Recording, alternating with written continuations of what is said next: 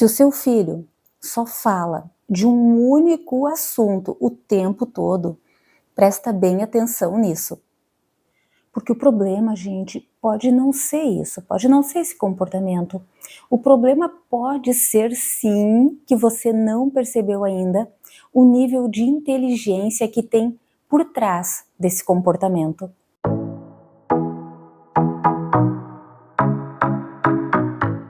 Olá, que bom te ter aqui conosco nessa corrente do bem. Sou Fábia Lumertz, eu sou neuropsicopedagoga especializada em desenvolvimento infantil. Hoje eu vou te explicar como o hiperfoco no autismo ele pode esconder tanto desafios quanto altas habilidades. E o que você precisa observar para não deixar todo esse potencial passar despercebido. E já te adianto, muita gente interpreta isso de uma forma completamente equivocada. Mas aqui, gente, começa um ponto que quase ninguém comenta, que é assim, ó, a criança tem um hiperfoco. E aí, o que a gente ouve de terceiros, né?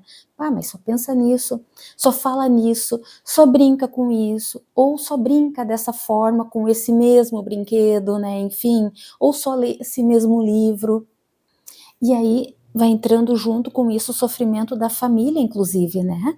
Porque fica aquela ideia de que, bah, mas então o único interesse do meu filho é isso. E agora o que a gente faz com isso, né?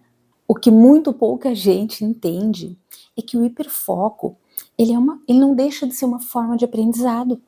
E, na verdade, ele é uma forma extremamente intensa de aprendizado. É como se o cérebro daquela criança entrasse no modo de profundidade máxima. Ela não está apenas interessada, ela está investigando, ela está conectando, ela está organizando, ela está associando informações. E aqui então, gente, vem um ponto muito importante.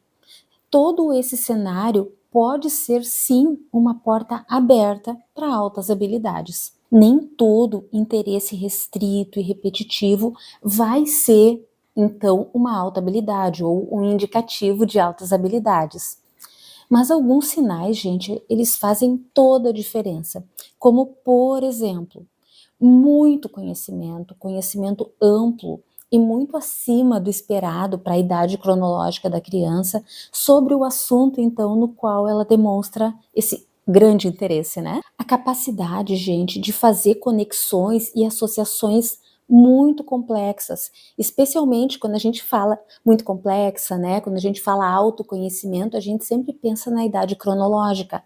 Então, associações muito complexas em relação à idade que ela tem naquele momento. Outro aspecto é uma memória muito ampla, muito detalhada, né? Ela memorizar muito e saber muito, né? Discorrendo de memória sobre esse assunto, então, que é do interesse dela.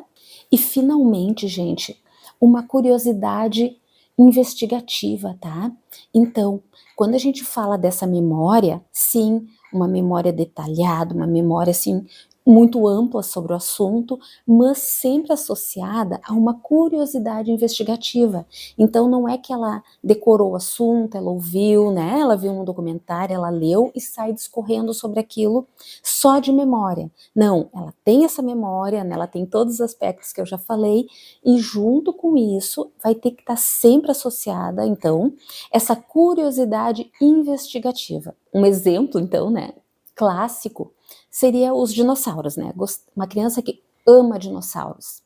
Mas qual é a diferença, gente? Ela não vai só nomear dinossauros. Ah, esse tem nome tal, aquele nome tal. Não, ela vai saber os períodos em que eles existiram. Ela vai saber aonde foi achado o fóssil tal, né? E que, enfim, que linha ali filogenética, às vezes até isso eles sabem, né, dali das heranças, enfim, genéticas entre os dinossauros e parará, em que período aconteceu isso, aconteceu aquilo, e qual dominava em tal período, e o que se alimentavam, né, enfim, qual o espaço, enfim, do nosso planeta que habitavam. Então ela tem um vasto conhecimento, né, não é só a memória é uma memória que faz associações, né, que faz conexões, é uma memória que usa a memória para conseguir discorrer sobre, claro, mas que para discorrer sobre e usar essa memória teve muita investigação, teve muito empenho. Então, não é só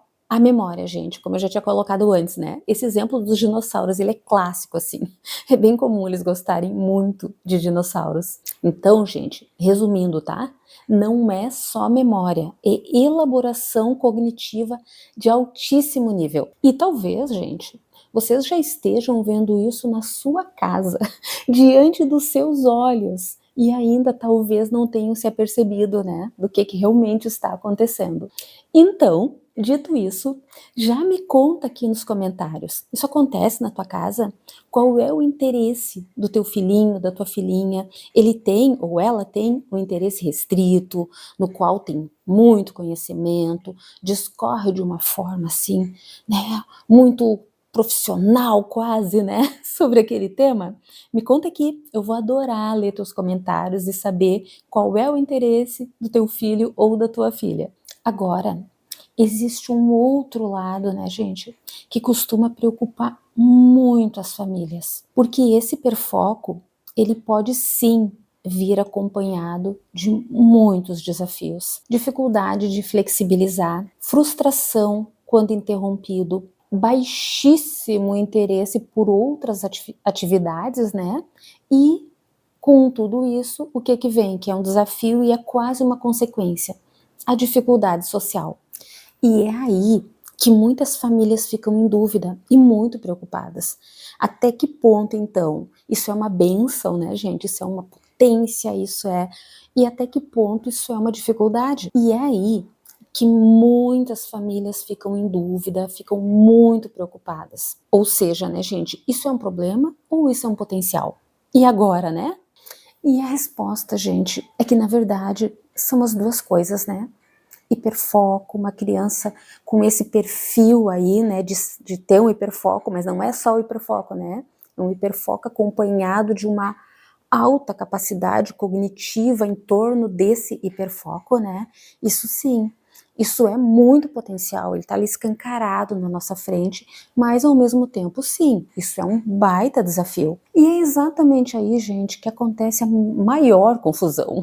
Quando esse perfil não é bem entendido, a criança pode acabar por parar, né, de se desenvolver nesse sentido, ela vai parar de falar do assunto, ela pode sim perder oportunidade de desenvolvimento ou até, gente, ser vista apenas por esse comportamento, né, e não pelo potencial, né, pela capacidade que ela tem. Eu já acompanhei ao longo da minha carreira muitos casos de crianças que eram vistas como crianças difíceis.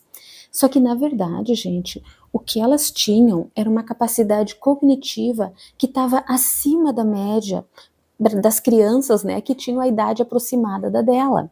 E ninguém estava olhando isso da forma adequada. Então acabava passando batido e o rótulo de difícil, ele ficava lá, persistindo. E esse outro olhar, gente, esse reconhecimento do que realmente acontece com a criança, muda completamente a vidinha dela e o desenvolvimento dela. Mas a boa notícia é que existe um jeito muito mais inteligente de lidar com isso. O caminho não é tirar o interesse restrito. O caminho é usar o interesse dela como ponte. Traduzindo, gente, como é que a gente faz a ponte, né? A gente usa o interesse restrito dela para ampliar a abordagem, para levar ela para outros caminhos, mas a partir do interesse dela. Então, a gente vai para o interesse dela e dali a gente vai colocando braços nesse interesse. A partir do que é o interesse. Então, a gente amplia isso, né? A gente ajuda ela a ter mais flexibilidade cognitiva a partir do próprio interesse dela. A gente também pode trabalhar as habilidades sociais dela a partir desse interesse. Podemos também introduzir novos conteúdos, novas aprendizagens conectadas a esse interesse e estimular a organização, espacial, a organização física, a organização mental dela e a própria expressão, né, gente? A forma de falar, de se expressar, de interagir a partir do interesse dela.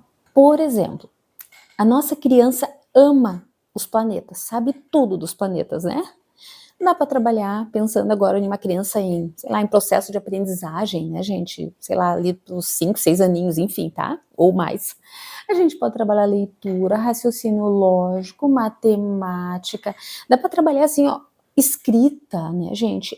A questão artística, motricidade fina, motricidade ampla. A gente pode fazer um trabalho de desenvolvimento cognitivo, né, voltado para essas habilidades de cognição finas, né?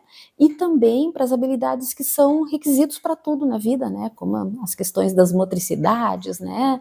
As habilidades sociais. Então, a gente consegue pegar o interesse dela, nesse caso os planetas, e fazer um apanhado, gente, fazer um planejamento até, né? Esse seria o ideal, né? Para introduzir várias outras aprendizagens a partir do interesse dela.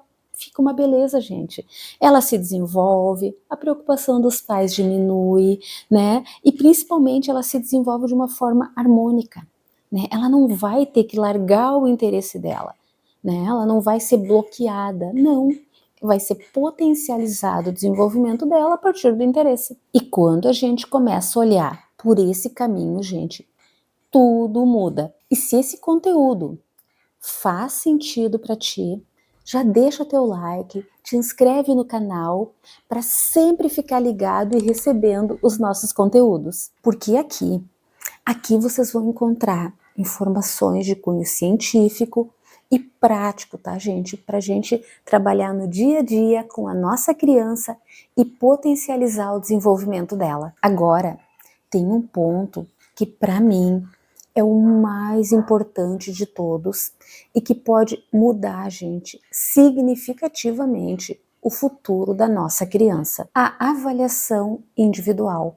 Sem uma avaliação personalizada, com instrumentos adequados, padronizados, fica muito difícil, gente, distinguir o que é o que dentro desse interesse restrito da nossa criança. O que a gente tem que pensar, gente? O que a gente precisa, então, diferenciar, né?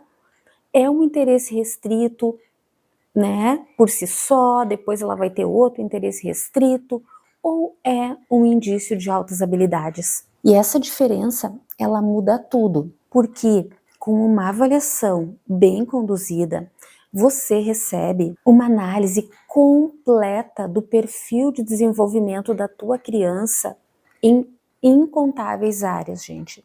Junto com isso, a gente vai ter, né, ou seja, a família, né, gente? A família, os profissionais, a escola, enfim, né?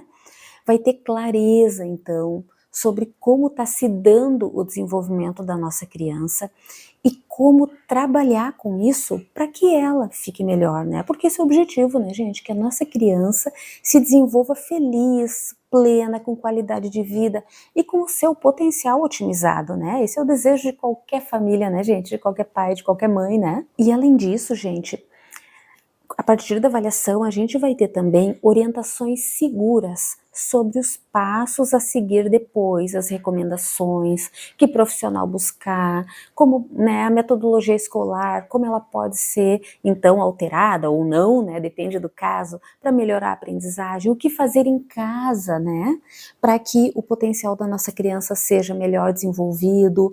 Então, resumindo, tá, gente, a avaliação individualizada, personalizada, com instrumentos padronizados, né? E feitas por um profissional de excelência é o caminho, tá? Isso acaba, gente, evitando anos de erro e perda de potencial da nossa criança, né? Que é o pior, né, gente? É a perda do potencial. Porque potencial que não é desenvolvido, quando não tem investimento, quando eu digo investimento é, né, gente, é a vida, né? O dia a dia, né? A forma de, enfim, de intervir com a criança, né? Que ofertas, então, de estímulos proporcionar para ela, como fazer um manejo escolar, se necessário.